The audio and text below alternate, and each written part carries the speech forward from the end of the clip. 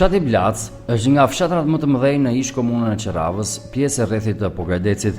Është prej atyre fshatrave që në gjirin e vet mbart histori, tradita, kulturë, mikpritje, marrëdhënie shumë të mira mes familjeve, por mbi të gjitha është fshati i cili në periudha të ndryshme kohore ka lënë gjurmë në historinë lokale e jo vetëm. Fshati ndodhet 18 kilometra nga Pogradeci, i vendosur natyrisht bukur në këmbët e malit të thatë, pothuajse në zemër të gjithë fshatrave që shtrihen rreth tij. Toponimi Blac lidhet me fjalën blat, tokë me shumë ujë. Nga kjo mësohet se ka marrë emrin edhe fshati. Ndërsa të dhënat po ashtu flasin se emër të tillë zona mori në kohën e pushtimit bullgar. Administrata e bullgarëve u investua fort aso kohë që pothuajse të gjitha emrat e fshatrave t'i vendoste në slavisht.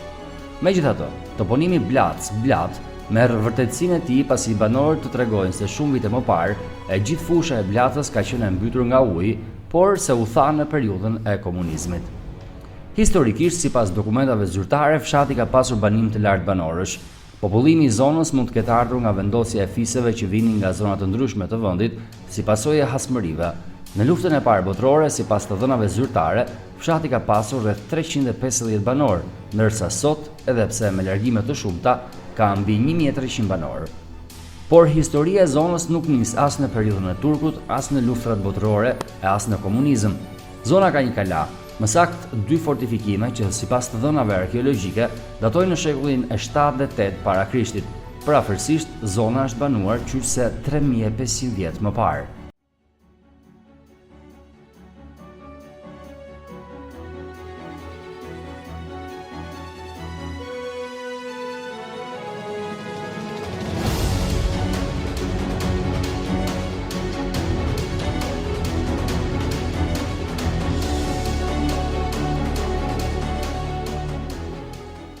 Blaca në fakt është një prej atyre vendbanimeve shumë të vjetra të antikitetit, pak a shumë e viteve 1500-1200 përpara Krishtit. Kjo tregohet edhe nga rënojat që sot janë në kalan e Blacës, shumë pak të zbuluara, të cilat qartësisht tregojnë vendbanimin këtu, se këtu ka pasur jetë, ka pasur njerëz të cilët kanë jetuar dhe sigurisht kanë zhvilluar jetën e tyre paralelisht bashkë edhe me luftrat. Janë 2 kodra të cilat komunikojnë mjaft bukur me njëra tjetrën dhe që kanë funksionuar si 2 akropole në atë periudhë, por që realisht sot pas kaq shumë vitesh kërkojnë gjithmonë më tepër vëmendjen e institucioneve shtetërore, sidomos Institutit të Arkeologjisë, për të rinisur një punë që është bërë vetëm një herë në vitet 60 në periudhën e sistemit komunizmit dhe për të zbuluar gjithë historinë dhe potencialin turistik arkeologjik që fle në këto rënoja. Në fakt, nëse do të bëhet diçka e tillë, gjithë zona do të merrte një vëmendje shumë të madhe edhe në pjesën e turizmit apo të ecjes në natyrë, pasi sot në Shqipëri gjithmonë më tepër po zhvillohet ky lloj turizmi. Shumë interesante është pamja që të ofrohet në majtë e kësaj kalaje, ku ti ke në plumb të dorës Blacën, malin e thatë, Podgorien më tutje për të vazhduar me fushën e Devollit dhe në krahun tjetër që është fusha e Maliqit, Korçës dhe një pamje fantastike që vjen në drejtim të Qeravës, në sfond edhe guri i Kamjes. Pra një zonë e cila kaq të shohësh, kaq të tregoj dhe që besoj me një shteg turistik dhe me disa tabela informacioni në të ardhmen, do të jetë mjaft interesante për të vizituar.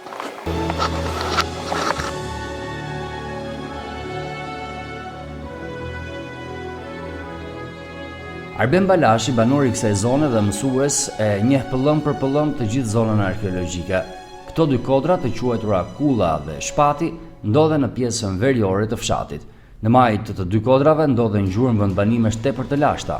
Sot dallon qartë një mur për kilometra të gjatë, i cili dikur rrethon të kështjellën. Arbeni, si njohës i mirë i zonës, na shoqëron. Ai na paralajmëron që në fillim se ngjitja do të jetë pak e vështirë, pasi ende nuk ka një shteg të shenjuar.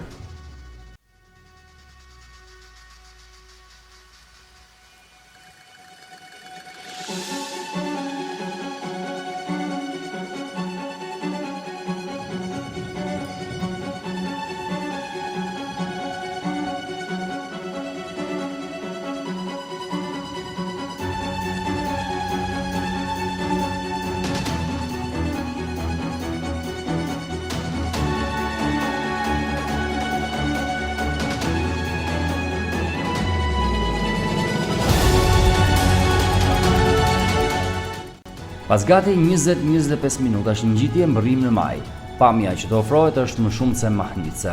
Mali i thatë duket madhështor në sfond, ndërsa fshatrat në pëllëm të dorës. Mëtej mund të shohësh fushën e Maliqit, e Korçës e në pjesën tjetër Qeravën e gurin e Kamjes në sfond. Duket qartë se asgjë nga të parët tanë nuk ishte rastësore. Vendet dhe lartësitë kundërtonin kishin funksion mbrojtës dhe kontrollues të territoreve përreth nga pushtuesit dhe dyndjet barbare. Ky vendbanim 3500 vjeçar rezulton i fortifikuar mjaft mirë në mbrojtje, fal një muri të gjatë të lartë i ndërtuar mjeshtërisht që gjurmët e tij janë dëshmi të gjalla edhe sot. Kalaja e Blatës i përket periudhës së bronzit të mesëm, 1500 vjet para lindjes së Krishtit. Pra atëherë dokumentohet si vendbanim për herë të parë. Dhe jeta vazhdon në mënyrë të pandërprer deri në shekullin e 7 të erës sonë. Pa me dyndjet e popujve barbar, këtu ndërpritet jeta dhe funksionin e humbet kalaja pas shekullit të 7. Pra në mënyrë të pandërprer mendoj që jeta ka vazhduar këtu mbi 1900 vjet pra, pandërprer. Ndërkohë, nëse kemi arritur të mësojmë gjatë kohëve sotme, si kanë jetuar këta njerëzit këtu, edhe fakti duat më shuar dhe një kureshtje që janë dy kodra shumë interesante në pamje dhe në të dyja kodrat ka pasur fortifikime. Po, e vërtetë në të dyja kodrat ka pasur fortifikime. Njëra kodër quhet me emrin Shpatë dhe tjetra me emrin Kullë. Në të dyja ka pasur fortifikime me mure rrethues. Pjesa ku është më mbajtur më konservuar është pjesa ku ne ndodhemi. Kjo pjesë ka një sipërfaqe për 15 hektarësh, ka shërbyer si fortifikim në raste luftash, pa këtu futeshin, strehoheshin njerëzit e zonës. Këtu ka gjurmë të ndryshme, pra në gjetur materiale të ndryshme arkeologjike, qoftejnë prej balte, maja shtizash, koskash dhe materiale të tjerë arkeologjik, ku një pjesë e tyre janë tani të ekspozuara dhe në muzeun e Pogradicit. Në fakt, Kalaja e Blatës është monument kulture e kategorisë së parë, i vendosur që për vitin 1173, dhe është nga ato kalat ose fortifikime të cilat janë mjaft të rëndësishme të zonës sonë. I përket periudhës së bronzit, është një kala vërtet e vjetër, por që ka shërbyer edhe si fortifikim ose edhe si një kala mbrojtëse për pushtimet e shumta, por si një pikë strategjike për të kontrolluar gjithë zonën e cila ndodhet rreth e përqark. Interesant është fakti sepse mund të kontrollosh shumë kollaj Qeravën, fushën e Korçës, Maliqin. Po sepse do ta dim që pikërisht rreth e përqark kësaj zone ka patur rrugë të rëndësishme të cilat frekuentoheshin nga ushtrit të ndryshme dhe kjo është zgjedhur si pikë strategjike pikërisht për kontrollin e këtyre ushtrive. Logjikisht kjo ka pasur komunikime dhe me kalat e tjera, apo jo? Po normale, të gjitha kalat pothuajse ka patur komunikime për sa i përket komunikimit të tyre, domethënë në raste sulmesh ose në raste pushtimi. Pra edhe kjo ka patur këtë lloj komunikime të cilat kanë qenë mjaft të prapra në atë periudhë.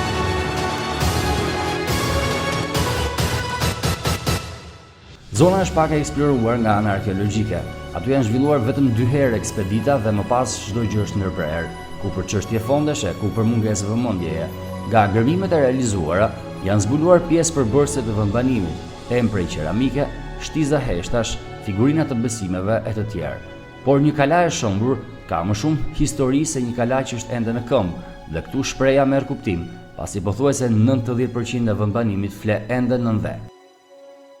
Gërmime arkeologjike ka pasur rreth viteve 60 nga Muzeu i Pogradecit dhe më vonë rreth viteve 70 ka pasur gërmime më të specializuara. Por që përsëri muret e kalas dhe ajo se çfarë fsheh kalaja për mendimin tim nuk është plotësisht ekspozuar, pasi vetëm fragmente të mureve janë zbuluar, pjesët e tjera të hapësirave të ndryshme që kanë shërbyer për jetesë akoma gjenden në rënoja pra nën gur.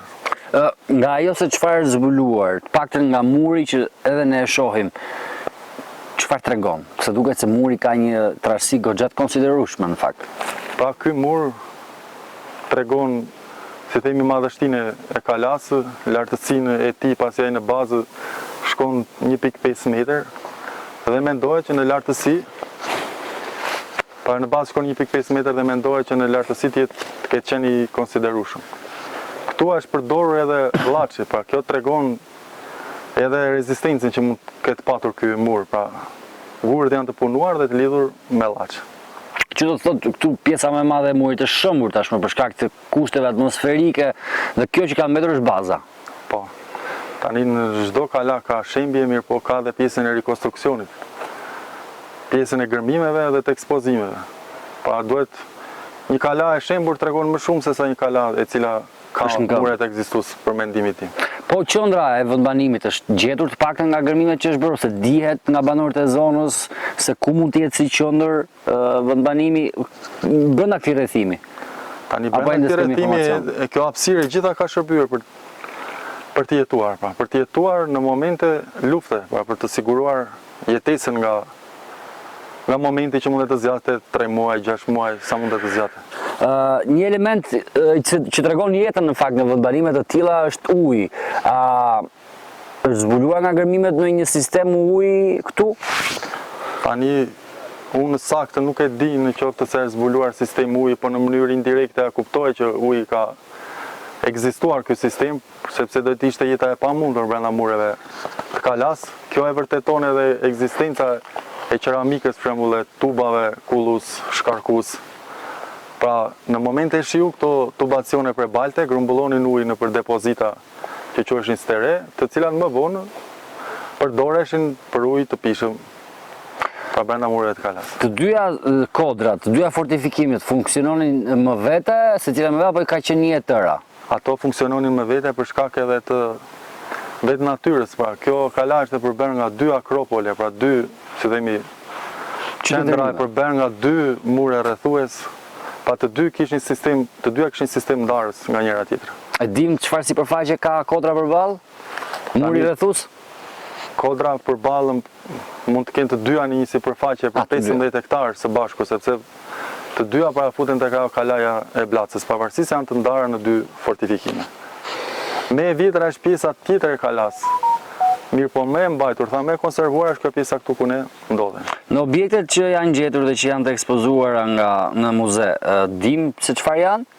Për shembull ato janë maja shigjetash, figurina të vogla prej balte, të cilat mundet të shërbenin për adhurimin e perëndive, pra sepse ne dimi që ilirët kanë qenë një popull pagan, një popull politeist me një kulturë që besonin tek shumë zota. Dhe këto shërbenin për këtë, për adhurimin e perëndive. Pa janë gjetur dhe objekte të tjera, krahas këtyre që ne përmendëm.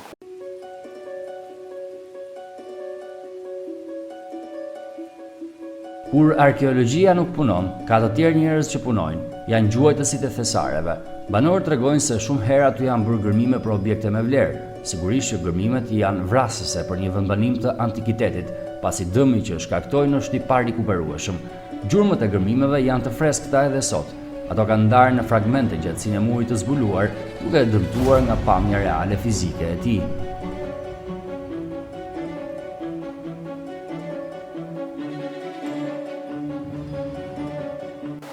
Mirë po unë do shtroj edhe një problem tjetër këtu, për sa i përket edhe kësaj gërmimeve të jashtëligjshme, pa dëmtimit të fragmentit të mureve, dëmtimit të sipërfaqeve të tjera, ku njerëzit besojnë se mundet të ketë flori.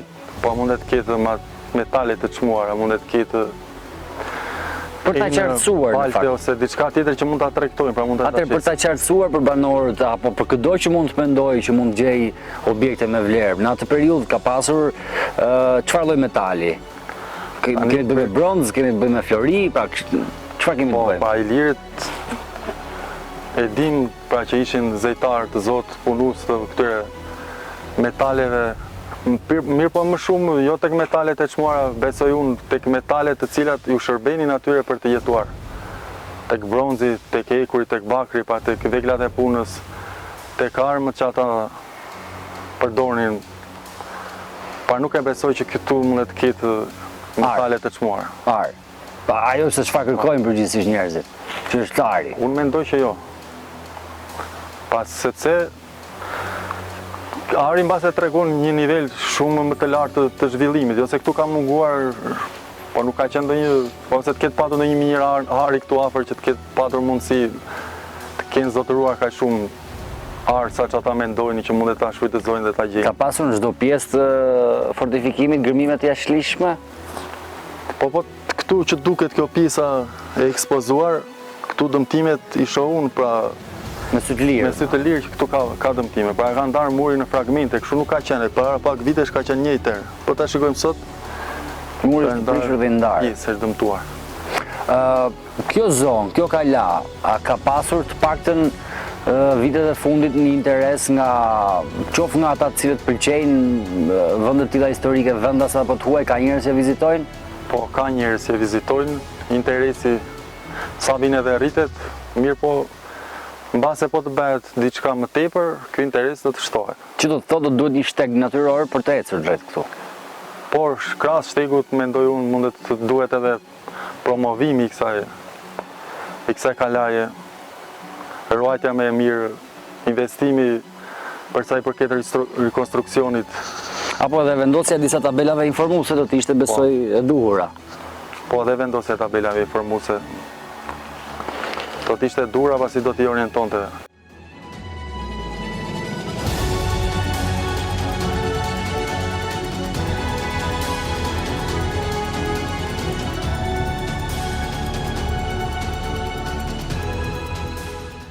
Një rëndësi jo të pakët ka zona edhe në luftën e parë e të dytë botërore.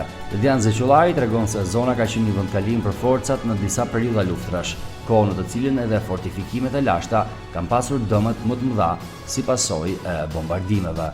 Në fakt, unë do t'ju tregoja edhe një detaj mjaft të rëndësishëm dhe mjaft të veçantë për sa i përket luftës së parë botërore, sepse këtu kemi të dhënat edhe për sa i përket popullsisë që ka patur Blaca në atë periudhë dhe sipas një dokumenti i cili sot ndodhet në arkivin e Bibliotekës Kombëtare të Francës, ka patur popullsi për 355 banorësh, që e llogaritur para një shekulli është popullsi e konsiderueshme për zonën.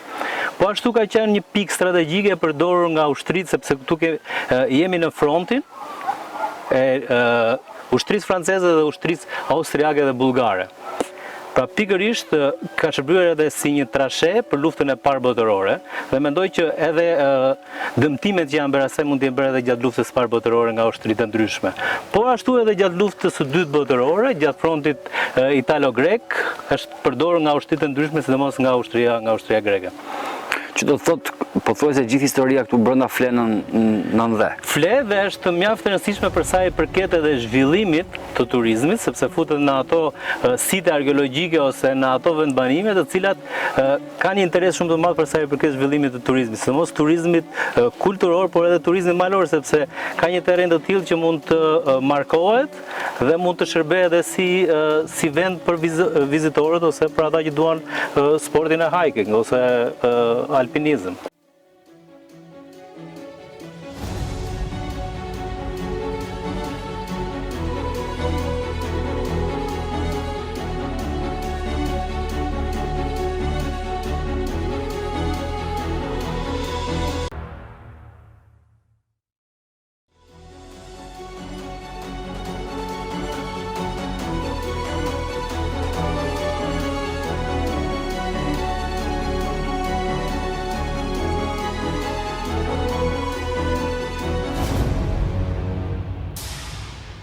Historia e këtij fshatit është një fshat shumë i bukur dhe shumë i mirë.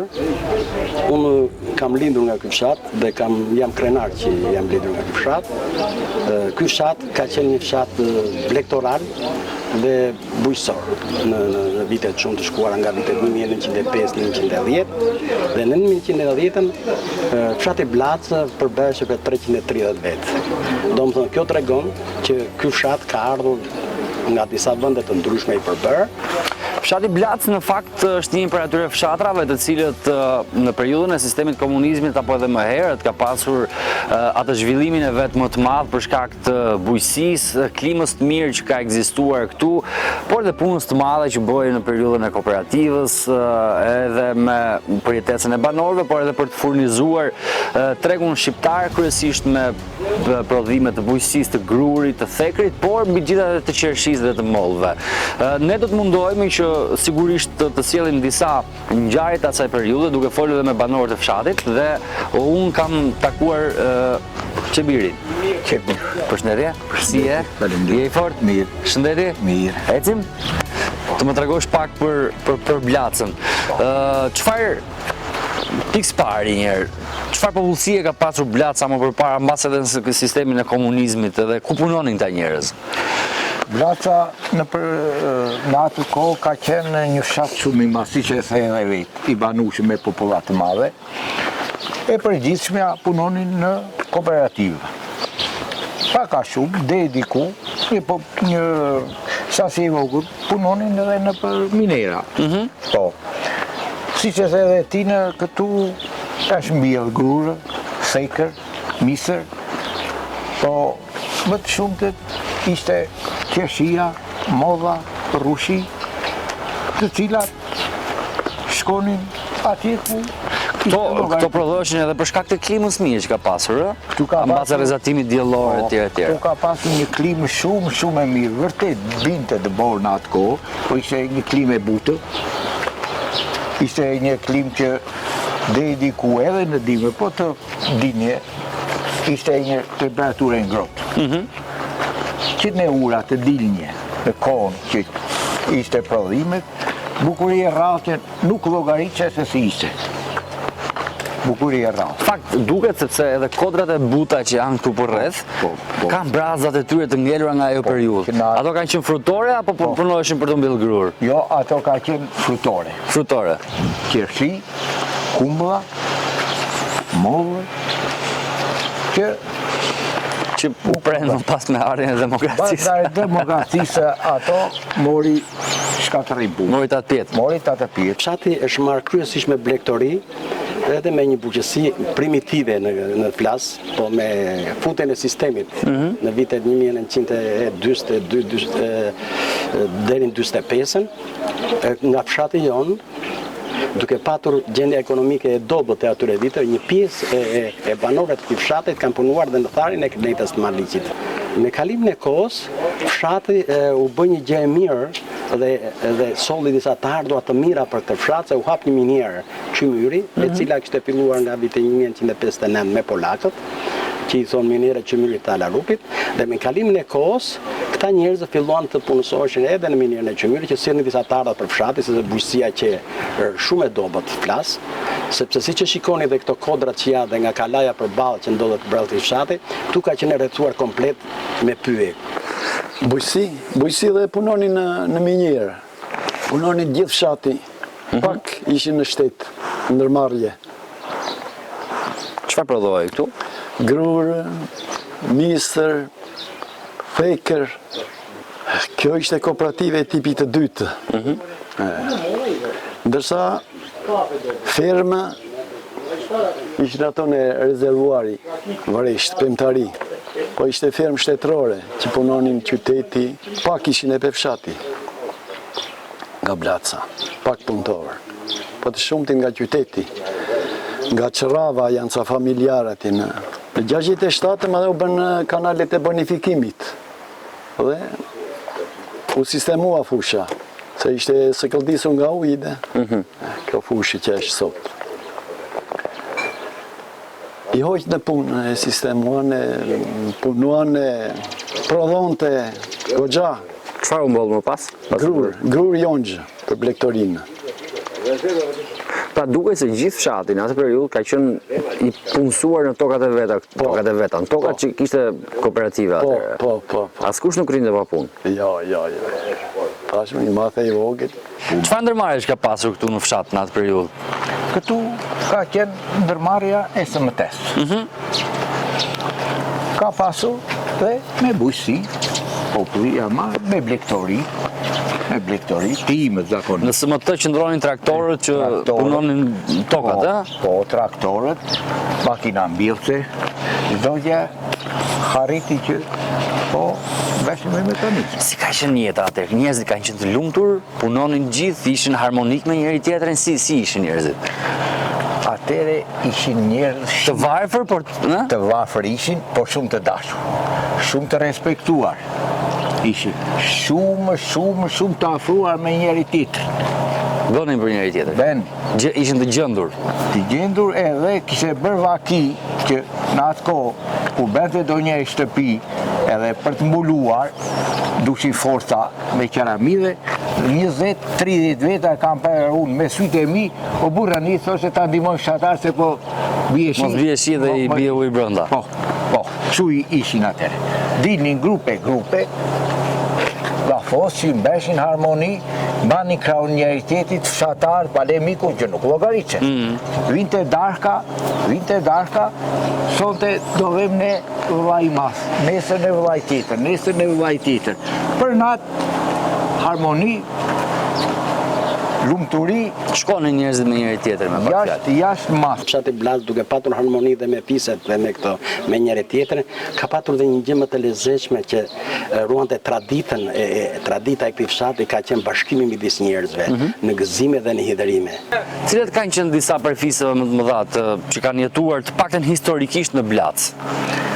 Fiset më të mëdha, si të dëgjuara, pas pleqjeve, dhe dyshit im ka rrëtu 100 vjet, pa 6 muaj, thoshte fisi mi i vitër, ka qenë fisi me kollinjve. Fisi i xhemollinjve dhe fisi i oshafllinjve. Më të vitër. Tek fisi o shafllinjve është dhe Kajo Karafili, apo? Po.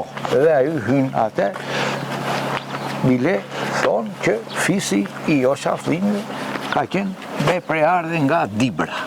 Po faktikisht, këtu në fshat është një fisi me kollinjve, i cili ka qenë dhe ka jetuar dhe babade në këtë fshat. Do më thënë fisi, vëndali që mund të them të fshatit Blac është fisi me kollinj, përbëhet nga 4 fise të tjera, janë oshafllarët, janë mimillarët nga Bejpis dhe unë, janë xhemollarët, Balashi një mbiemër, po këta kanë me një pakicë. Nësa fisi tim, që e njoh historinë, ka ardhur me origjinë nga Dibra e madhe, sipas të dhënave të gjyshit tim dhe të njerëzve.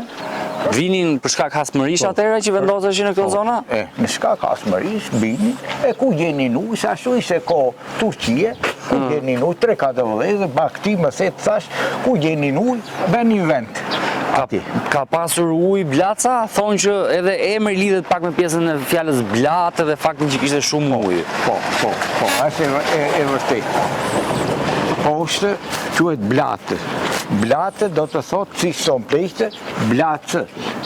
Fshati tonë e ka marrë nga emri Blatë, do të thotë Blacë. Edhe punonin, benin njerëzit, po që e vërteta është që fisi mi vjetër është me kollinjt. Në kuptoj. Thonë që këtu ka pasur dhe maternitet. Po. Apo jo? Po. Shërbimi shëndetësor ka ekzistuar edhe këtu, nuk ishte nevojë të shkojmë po Gradec. Po, është e vërtet. Këtu ka pasur vatër kulture, në rast të parë. Çfarë bëhej në vatrën e kulturës? Në vatrën e kulturës aktivitete, mbrëmje, muzikë, shfaqje. Këtu ka erdhur grupi i valltarëve të Tiranës, Hysni Zela, i kam parë unë, Vaçe Zela, që i njinim dhe këshete tjerë pa ty e si e. Këtu ka pasur aktivitete për natë, po thuaj, Pratomira vinte, Ala Rupi, se ka qenë qendër. Nga gjasë fshatat që ka qenë Blaca, ka qenë qendër. Bratomira, Ala Rupi, Blaca, Nizaveci, Grabovica, e Pretusha. Këtu ishte qendër, këtu ishte aktivitete. Vetëm të dilave nuk bësh në aktivitete, me pushim që mund nga shteti, në atë kohë e dila ishte pushim. Ndërkohë, rinia, kishte rini fshati, vinin në mbrëmje vallëzimi. Shumë. Ai kërcimi karakteristik i vallëzimit? Po. Ndaheshin me lule atëherë? Po, me lule ishin dy që lonin ata. Vitet dikush me lule? Me lulen edhe vallëzonte me atë vajzë. Aktivitete, ja këtu ka qenë vatre kulturës, mbrëmje, vallëzimi, rinia dhe Ti shkoje? Mba mend ato net? Si kanë qenë? për atë moshë ishe unë shumë mirë po ikua, ndjemi më kënaqësi, se në atë moshë ishim rini. Mund të thosha që jeta ka qenë shumë e larmishme në atë kohë me këtë aktivitet kulturor dhe ka patur një vatë kulture që kemi këtu mbas neve, që u ndërtua, që jepesh edhe filmi dhe kemi rastin të themi që unë në Çuka është qendra e këtij fshati, i thonë fshatarët këtu. Në Çuka në vitin 1961 ka ardhur filmi i parë. Dhe filmi i parë e ka sjellë Kamberi, një fotoreportier nga Pogradeci, dhe atje kemi para filmin e parë Skënderbeu me 61-shin i erdhi me makinë, se si që shikon këto kodrat e buta, ne s'kemi patur aq lidhje me këtë zonën e Pretushës, ka qenë bllokuar ky kanali se mbusheshe me ujë kjo ditë të shkuara, do flas nga Gjagjita këtu, dhe lidhjet qenë nëpërmjet Çerravës, se rrugës të Kalas që kalon këtu, Kulla përpjet, lidhje kishim me Podgorien dhe lidhje kishim edhe me Peshkpin, rrugën që shkon nga Borezat. Domethënë kultura këtu kishte një zhvillim të mirë dhe ishte grupi i balltarëve, i këngëtarëve dhe argëtoheshin në këtë vatën kulture çdo mbrëmje. Kjo dhe shkonin konkuronin dhe bile mbaj mend ka qenë 64, u bë një koncert, unë kam qenë i vogël, u bë një koncert midis fshatrave të Rrezës këtu, Bratomira Laru Blac, dhe Bratomira zuri vendin e parë. Dhe ne kemi ngritur një shoqat malithatë për kulturën, për traditat e kësaj zone, për mikpritjen, për rritjen e dashurisë për vendin, për adeun, dhe ja kam rastin të them që po mundohemi me çdo kush që këtu traditat e vjetra dhe zakonet të ruhen që kanë qenë të mira, si në ushqim, në mikpritje, në gjitha me radhë, po vazhdojmë ta bëjmë këtë gjë me pjesën e komunitetit dhe themi dhe shpresojmë që në të ardhmen kultura të marrë një zhvillim. Ishte, këtu ka pasur qerdhe, ka pasur kopësht, ka pasur qendër shëndetësore, ka pasur farmaci, dentist. Po, këtu, bile, këtu arriti sa deri atje Erton Karafili, arriti sa gjerë 24 orë e bante të saburin me... A e bante aty shtruar, nga se kështë nevoj. Që apo për diçka të letë, edhe një shërbim jashtë mase shumë i rregull. 24 orë femeja ishte me shërbim ati. Dhe këtu ka qenë doktor Ertoni Karafili, i nipi i Kajo Karafilit, i cili në 74 ka ardhur, 75 ka ardhur këtu në Blac dhe ka bërë një ndryshim rrënjësor. Ai arriti të futi kulturën në fshat, që të gjitha zonjat në përshtëpitë e fshatit ta mbani pastër oborin përpara dhe të lyeshin çdo vit me gëlqere. Dhe kjo pastërti, kjo mënyrë bëri që edukata dhe mënyra e këtij fshati të ndërtohet dhe një qendër shëndetësore modele dhe me 2 dhoma spitali. Domethënë që nëse ishte njëri shumë i smur mund ta mbante edhe këtu. Dhe me dentist, me doktor, me dentist, me të gjitha kushtet i kishim këtu dhe them që hapëm një kulturë të re dhe është një kuriozitet tjetër prapë asaj kohe që doktori nuk i vinin e doktorit të vizitoshin një, po ky i lajmëronte dhe ju vinte në shtëpi këtyre dhe them që gjithçka që janë ndërtuar këto ndërtesa dhe objektet këtu lart mbi mua janë kohës ku u perfeksionua mirë, ka qenë viti 75 mjekësia në fshat dhe kultura në këtë fshat. Kjo godina këtu çfarë është? Kjo ka qenë hangar. Hangar që grumbulloheshin çfarë? Grumbulloheshe duhani, e bëni. Se prodhoi dhe duhan. Po. Të dimrin gratë atë pun bëni. Tu bëj ndarja më pas? Qa bëj? Apo thjesht grumbullohej? Këtu ishin, po tash nuk janë me, hangaret, grumbulloheshin e vini me tumba duhanin, e sëravicin e meni duhan që bëni i jarma. Po edhe madhi atje? Ajo ashtu ka qenë magazin. Edhe ajo ka qenë magazin për grumbullimin e prodhimeve. Grumbullimin e duhanit zakonisht, kurse poshtë ka qenë magazine që ishin ushqimet që merrte menca. Të gjitha të ndërtuara në periudhën e komunizmit. Po, periudhën e komunizmit ka qenë.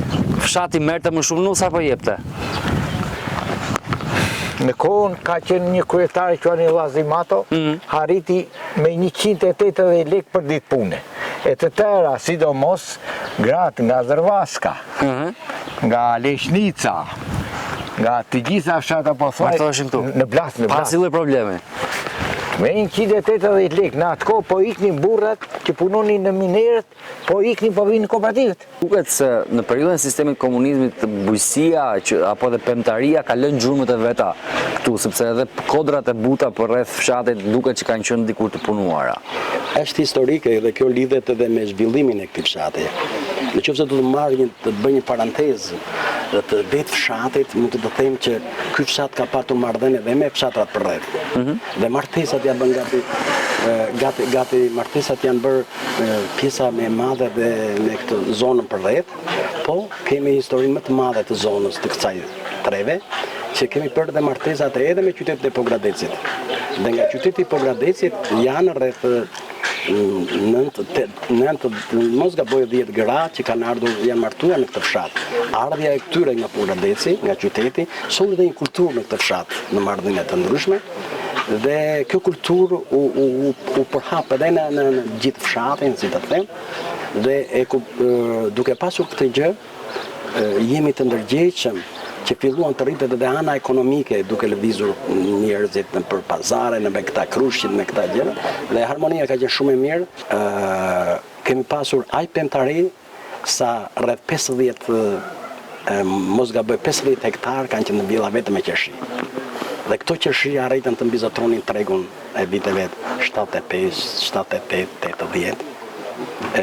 Dhe u rihapën të gjitha këto kodrat që qenë pyje dhe filluan të mbilleshin kulturat e ndryshme bujësore. Dhe ne, sistemi në vitin 1960, këtu ndahesh nga 2 lekë për ditë pune në këtë fshat. Dhe sepse s'kishte tokë hajtë se ku të punohesh, ishin në pyje. Dhe me kalimin e kohës, si u bësh shpëllëzim, si u bë kjo gjë, ndodhi që ky fshat të arrit marri deri 150 lekë për ditë pune. Dhe do përmendja në këtë rast, në vitin 66, këtu në këtë fshat, vjen kryetar kooperative Lazimato. Dhe Lazimato ishte nga Alarupi me origjinë, po një njeri punëtor, një burrishkut, një punëtor, një iniciator, dhe pavarësisht se sistemi më në fund e dënoi, ai ishte një punëtor që edhe shtëpinë jetonte këtu dhe bënte, dhe i ndite shumë problemet, po njifte një çik dhe tregtinë e tregut. Dhe filloi të hapet të bëhet, arritën ne që si që shikon dhe këto ndërtesat e bukura janë dore e atyre ku kanë qenë që i bëri ai, dhe të merrte 150 lekë për ditë pune. Edhe thoshin Lazimatua, thoshin hero. Pavarësisht se Ka shkëlqyer në atë periudhë. Po. Gjerë më 86. Edhe pun qeveria. Pastaj e dënua. Po e dënua. Duket se jo rastësisht pastaj edhe ai episodi me Teto Olgën dhe me Koçin është bërë këtu. Po, këtu është bërë. Po, këtu është bërë. Disa fragmente, Po, patjetër. Disa fragmente. Pa është dëgjuar dhe filmi, një pjesë e filmit. Është dhe filmi, zonja nga qyteti, Violeta Manushi, Pandi Raidhi. Kanë ardhur, i keni parë. Vangeli, unë kam ndenjur me ata. I keni takuar? Po, unë personalisht, në kohën që ishin prodhimet e qershive, më merrte Violeta Manushi me Pandi Raidhi, e shkomin po kësaj rrugë, e i thonë në Kostar, tani, e rrini. Se unë i kam shtëpit afër fare. I kështë asë... Sa vjeç ishte ti? Unë ishe në atë kohë, xhiruar filmi, unë kam qenë rreth 18 vjeç. 18 vjeç? Po. Pra kishe mundësi të bisedoje me aktorët, të rije me ata? Po. Unë kam ndenjur rreth 2 muaj me aktorin Rikalarin. Rikardin? Po. Me Ruzi Pulahën. Kam ndenjur unë, si që thash, edhe gjithmonë Rikardi më kërkon të më thoshe mua që e birë. Bukë kam, thoshe, vetë më sill djathë të shtëpi. Do të djathë fshati? Po. Më përmendë pak më përpara minjerën Alerupit. sa njerëz nga fshati punësoheshin atje? Minera Darupit e hapur tha si tash në vitin 1959 me gjeologjinë e bërë nga polakët.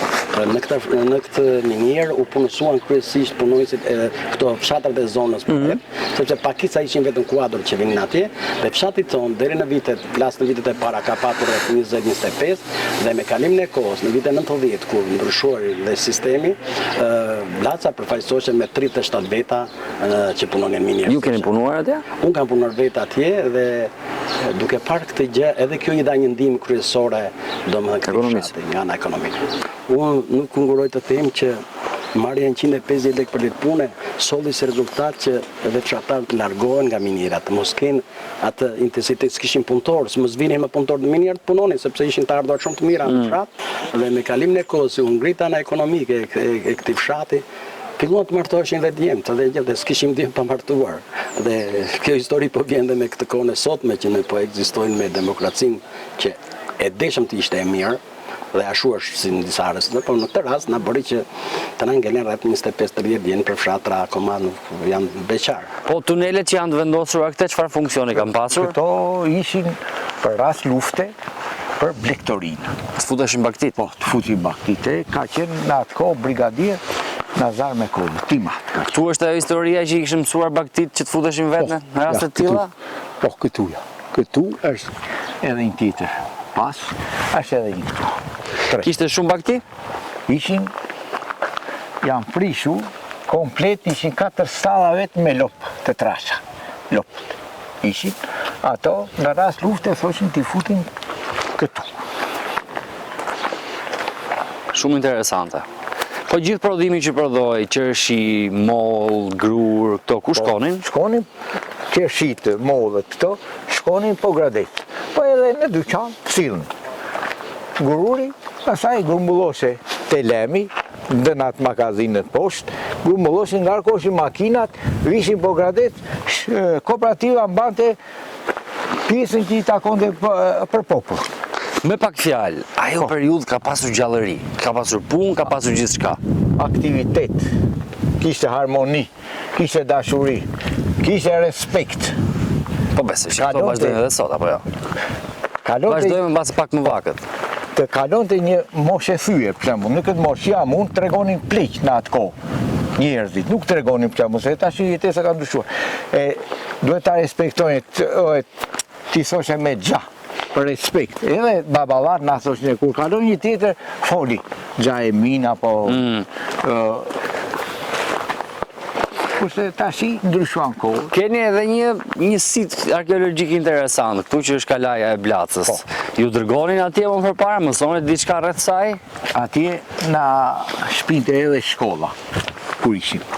Na shpinte, na fliste mësuesi për aktivitetin që ka pasur ajo pjesë.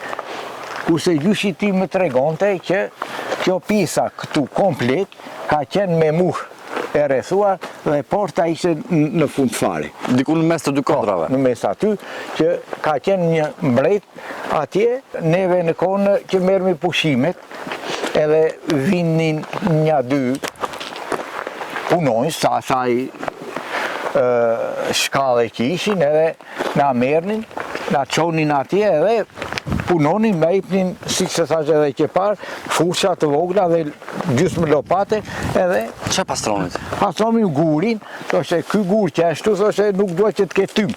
E pastronin edhe me kujdes, ikë me ato që t'i gjimi fundin, për shembull.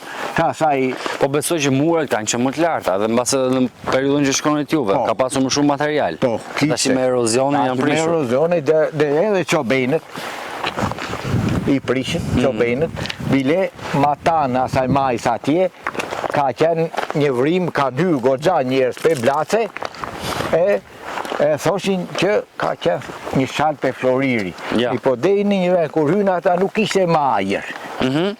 Mi po qobenet tash i zbenin, hynin baktite atje, e binin, ata mbush me gur, mbush, se idhë gur, e u mbush ajo.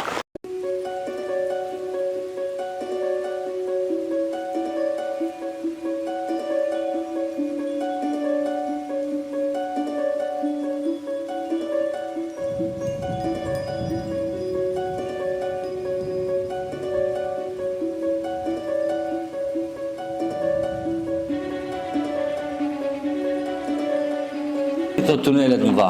Këto tunele këtu, ky faktikisht ka qenë, kishte edhe central, këtu. Central? Po. Edhe deri këtu, që ka pasur lidhje që të gjithë këta, njëri me titrin. Këta. Mi po të shi i kam Po në periudhën e komunizmit janë ndërtuar, apo jo? Po. Për çfarë përdoreshin njëherë për spari atyre? U ndërtuan për efekt për një lufte të mundshme siç imagjinonte Enveri apo për mbajtur bagtin? Po, pra të punë. Për luftën. Për luftën. Prandaj janë kështu të ndarë në dhoma. Po, janë të ndarë, ishte centrali këtu ishin dy që rrinin në gatishmëri, në atë kohë, ja, këshuja, edhe këtu. Ruheshin atëherë me ushtar? Jo. Nuk i ruante njëri. Po ku strazonte në atë, as kishte interes që të vinte njëri këtu. I mbyllnin edhe për ras lufte. E ke kapur kohën kur janë ndërtuar? Po, kam qenë. Sa vjeç ke qenë?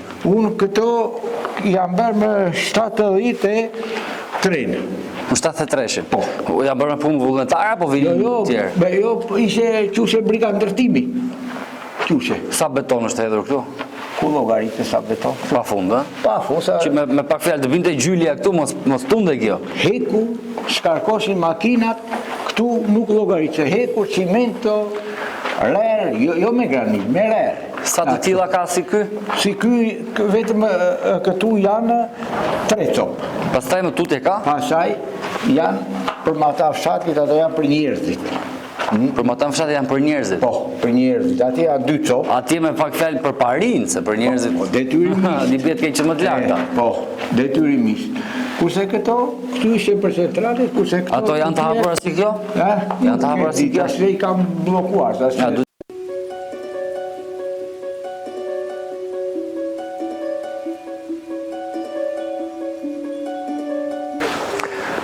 Çfarë ndodhi me rënien e sistemit? Pa bre, si të them unë, në erdhi një habis që u bëkshë, unë flasë për veten time. Po. Në erdhi sikur u prish dynjaja, se ishim mësuar në...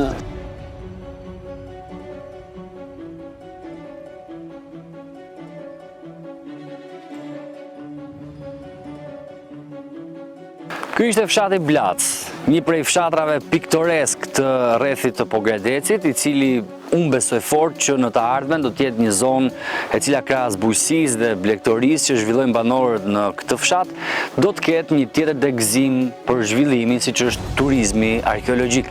Kjo fal asaj kalaje që është në sfond dhe mbi gjitha fal dëshirës së banorëve për të mirëpritur çdo që vjen këtu dhe për të mësuar rreth historisë së fshatit. Besoj fort që me disa informacione shtesë, disa tabela dhe pak ndërhyrje në infrastrukturën që të çon për në rrugën e Kalas dhe me një vëmendje të shtuar të aktiviteteve të paktën që Bashkia Pogradec ka thënë se do të bëj, unë mendoj që në të ardhmen ky fshat do të marrë një tjetër zhvillim.